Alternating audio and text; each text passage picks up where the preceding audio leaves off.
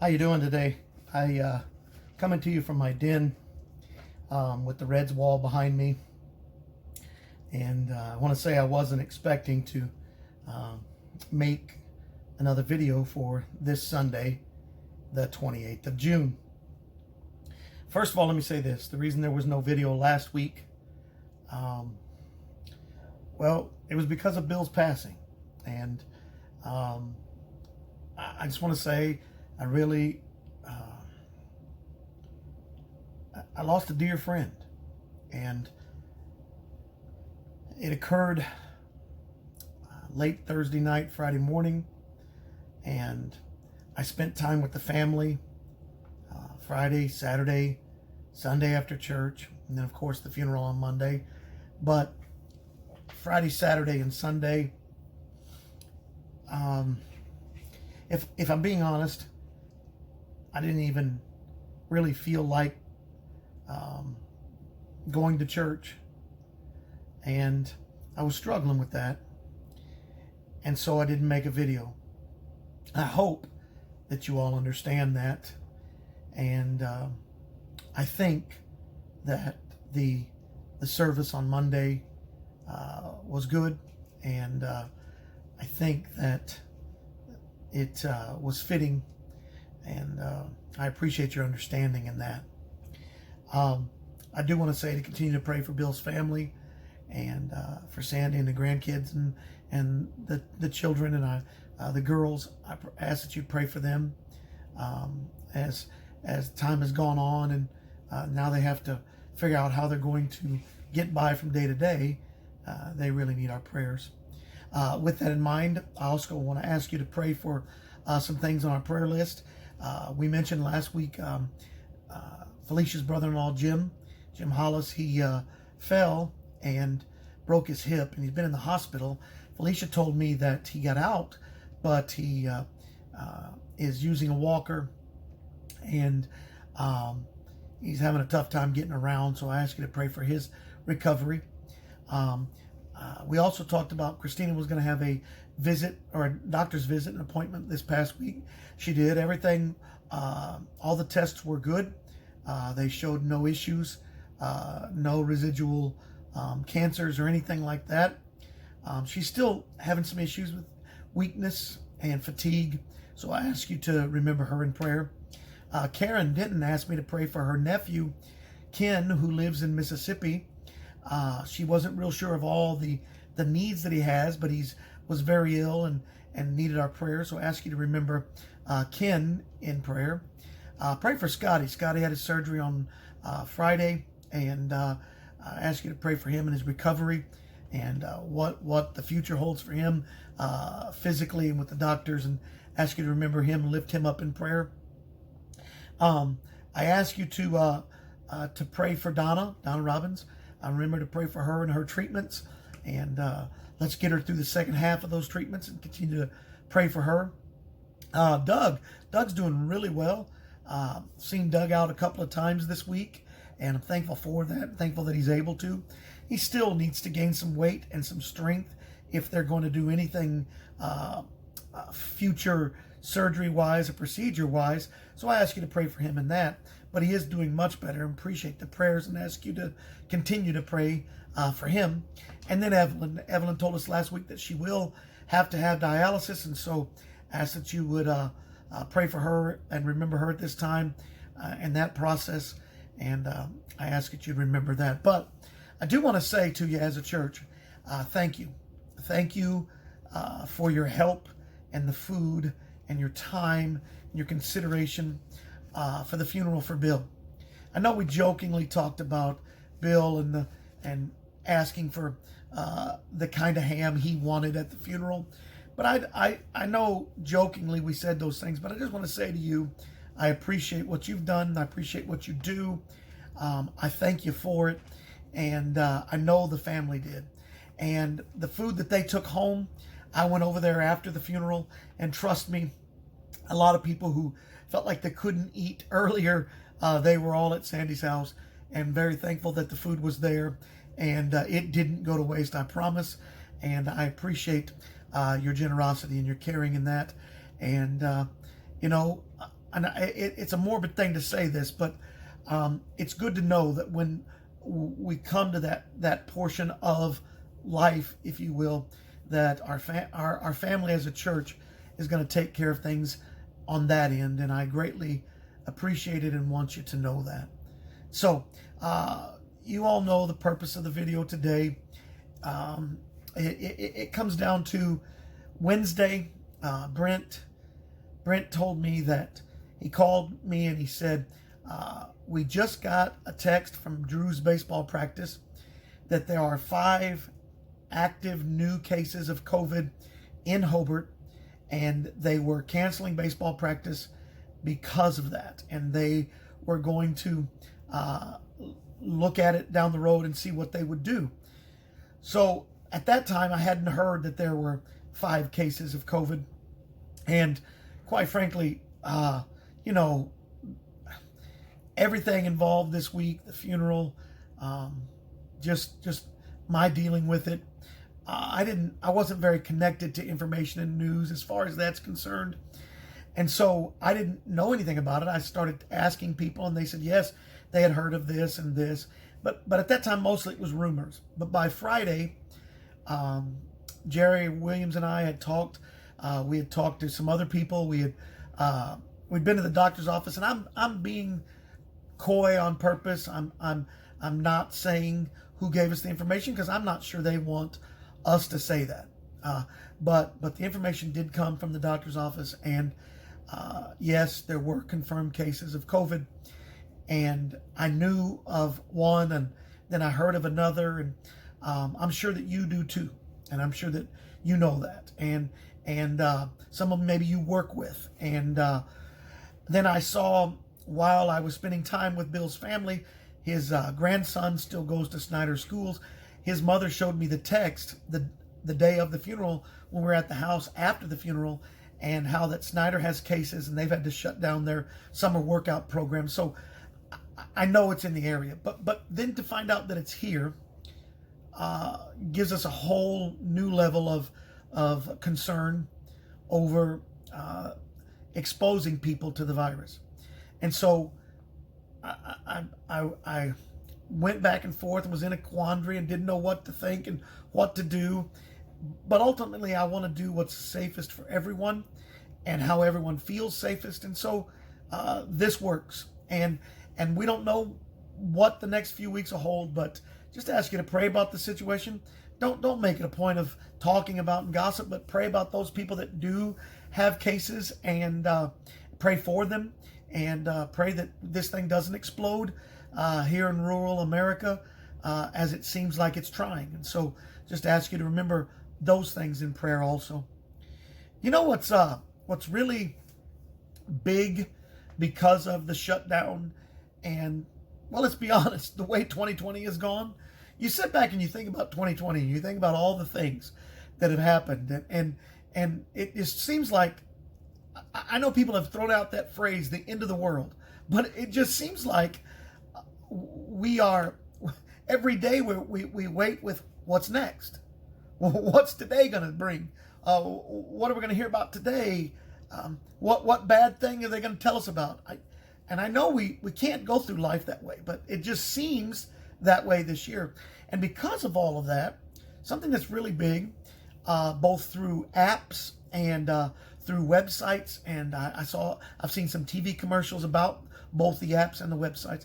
Something that's really big is these mental health wellness sites and apps, and they're really big right now. There's been commercials for Headspace.com that will teach you how to meditate, and there's been Mindful.org. There's an app called Calm that has meditational practices and music, and if you look on YouTube and you look up meditation, man, it's huge right now, and there are literally hundreds of how to meditate, what to do to meditate, how to heal your body and your mind and your spirit. And I don't want to make fun of any of that, because there are people that do need that help. They wonder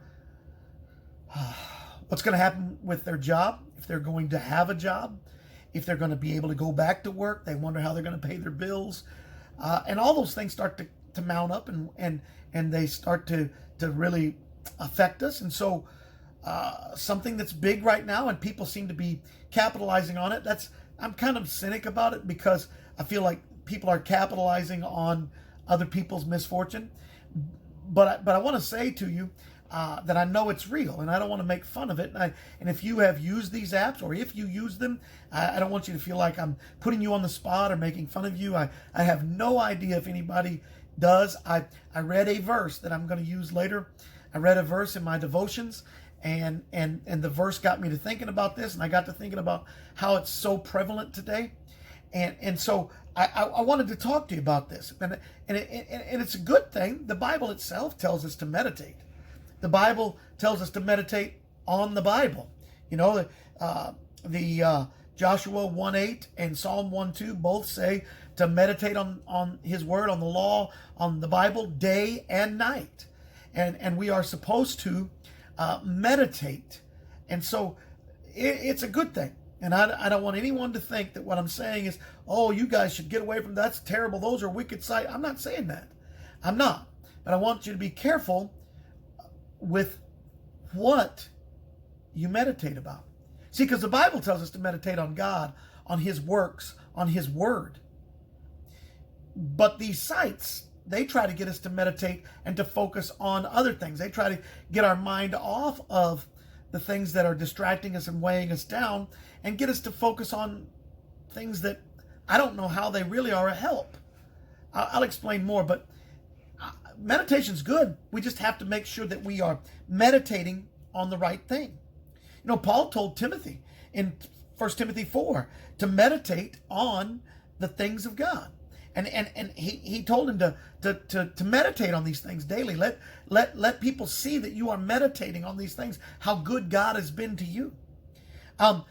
Psalm 63 verse 6 and Psalm 77 verse 2 tell us to meditate on God's ways and God's works and how good He's been to us. And I know those Psalms were written to the children of Israel, but they are useful for us, that we can meditate on the same things. We can, you know, when we start feeling down, we start wondering about how we're going to pay bills, we start wondering about what we're going to do if we don't have a job. We need to remember how God has come through for us in the past. And we need to remember those times when God has miraculously provided us with either a job or the money that we needed at that time.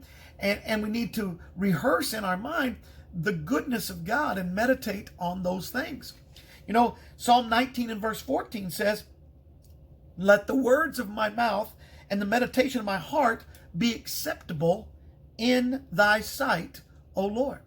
See, our meditation is supposed to be acceptable to God.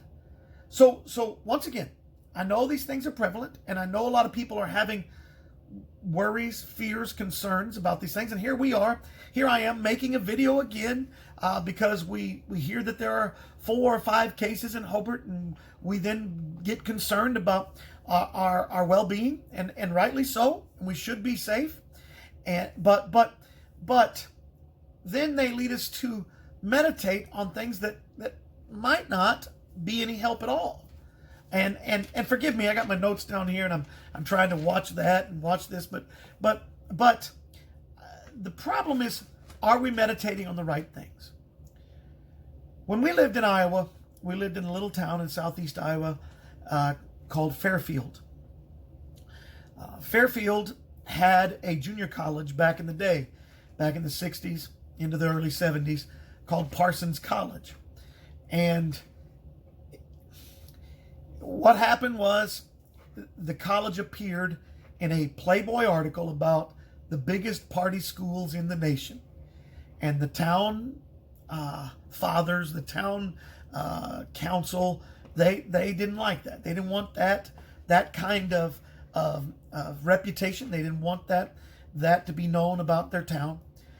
And so little by little, as the college waned, they were ready for the college to leave, or to close.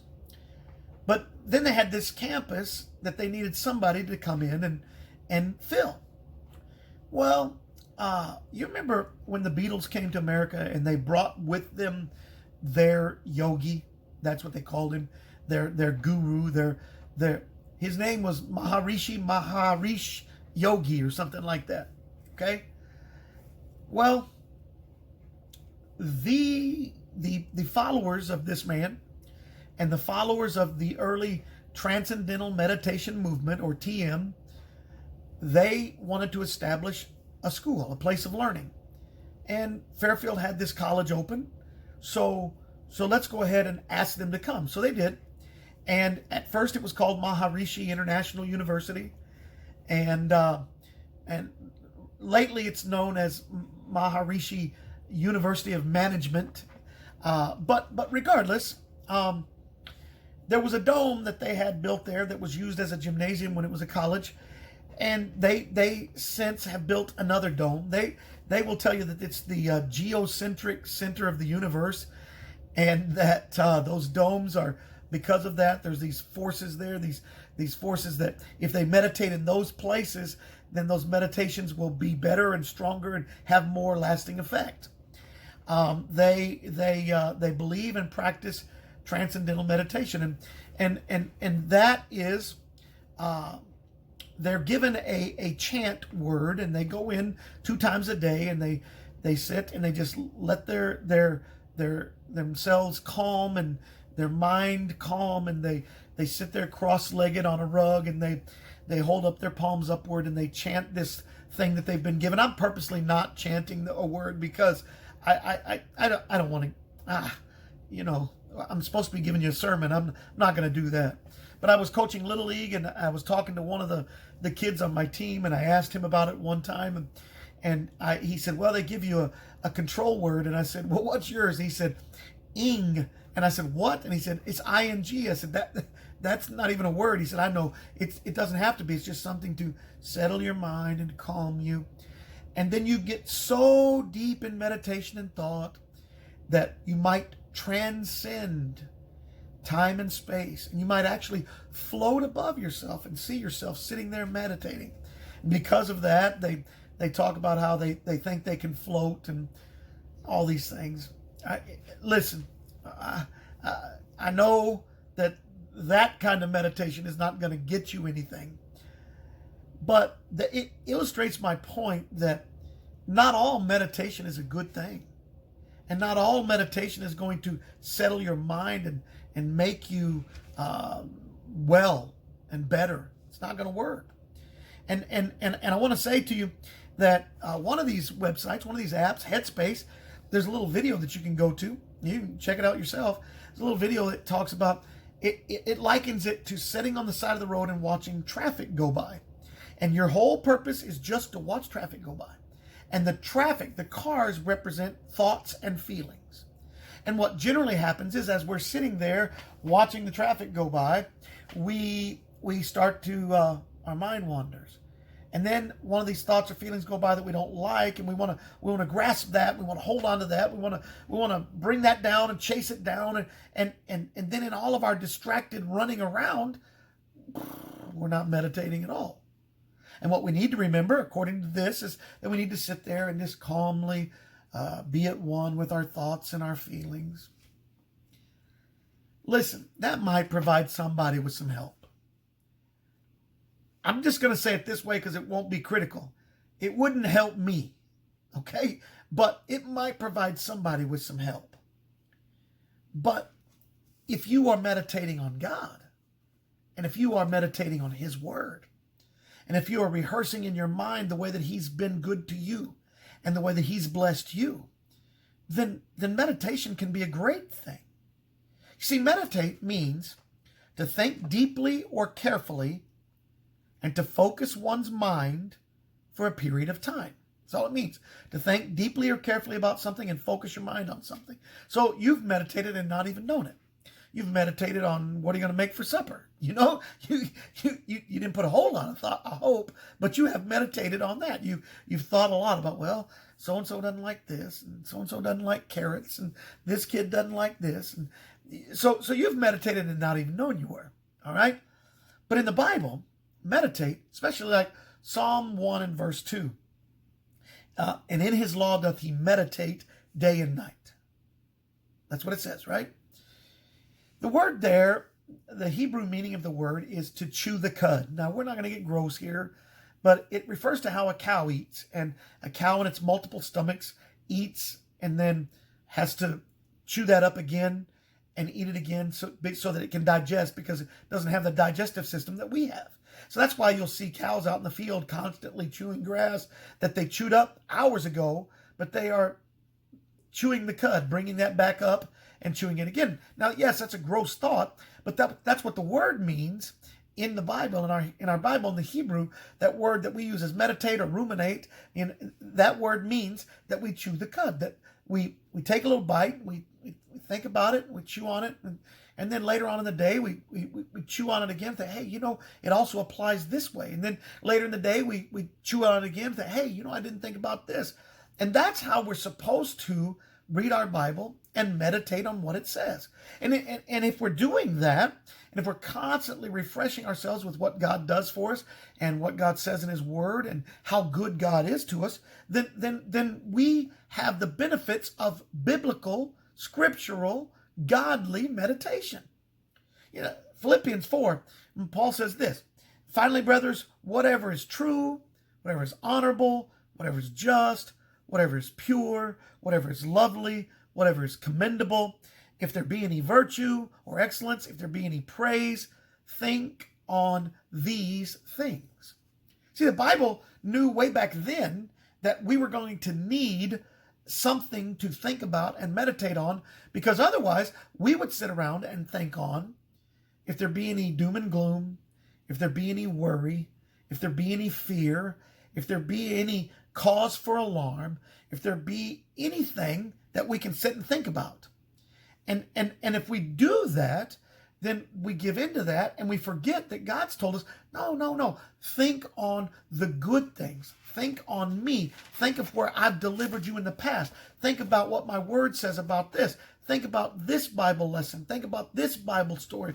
A lot of times, Christina and I will talk about it. I'll say, hey, my devotion was reading about this. What do you think about this? I've never really understood this portion. And we do that all the time. We sit and we talk about things that maybe are weird to us or that we don't understand. There's nothing wrong with that. You are meditating, but you are talking to someone else, kind of having a group meditation where you're thinking about it together, and you're trying to determine, well, what does that mean? What does it mean here? And that's what God wanted us to do. So here's where I'm headed. Psalm 119 and verse 59. I was reading this week and I came across this verse. And I wrote some things down in my journal because this is what it says. When I think on my ways, I turn my feet to your testimonies. Some of the other translations say, I pondered the direction of my life and I turned to follow your laws. I thought about my ways and I turned my steps back to your decrees. And I wrote down this in my journal. Our meditation should turn us back to God. Now, I've got a sneaky feeling that if I were to make a meditation app and it was based on what I've spoken to you about today and had biblical principle and biblical Bible verses, and it had thinking about God, I'm pretty sure I wouldn't have a best-selling app. I'm pretty sure that people wouldn't care for that as much as they do some of these others. But what I wrote down is thinking about God should cause us to turn to God. You know what we need right now? Look, I said this was big. I didn't say you had a problem with this. I didn't say I did. I didn't say anybody did. But you know what we need right now? We need the strength, the courage, the faith to turn to God and say, I know you can help me through whatever this is. And my feelings and my fears and my worries, you can help me with this. I say to you again, and I know people don't believe me. My daughters don't necessarily believe me when I say this. I don't worry about the virus itself. I worry about the fact that I have to answer for what if I get 15 of you infected because we don't try to be diligent and be safe. So I want to leave you with a couple of last things, okay?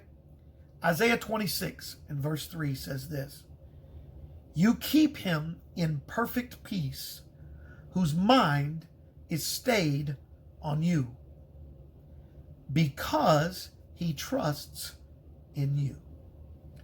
The Bible very plainly says he'll keep us in perfect peace if we keep our mind on him.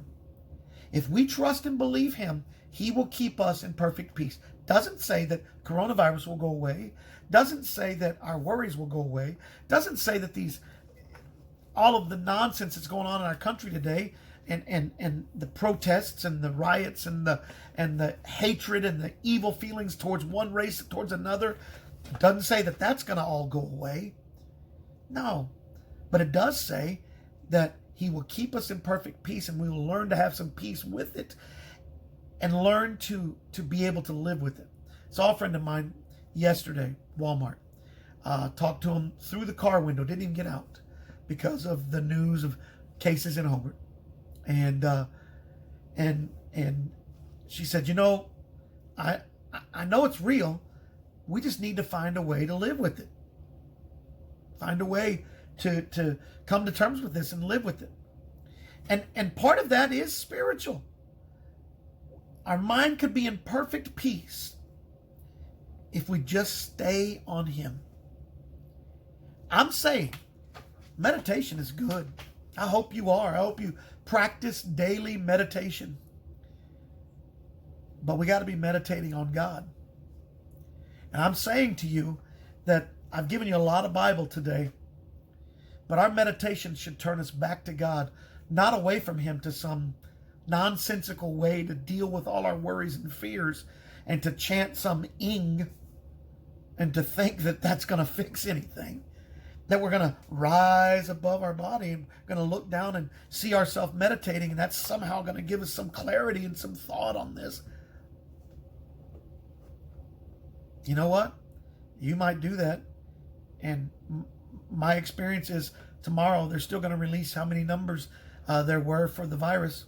And they're still going to tell us about how this statue got torn down. And they're still going to tell us about how this happened in this city. And Ing's not going to fix that. But I know that God can. Meditate. But meditate on God. Father, I thank you for this day, and I ask that you'd help our church to understand that I didn't do this for fun. I'm trying to stay safe, especially for our older members who need to be mindful of the fact that it's around us. So, Lord, I'm praying first of a hedge upon us, that you'd keep it from us. Lord, not just our church, but that you'd keep it from exploding here in our town. That we wouldn't have an explosion in rural Oklahoma, and we wouldn't be a statistic.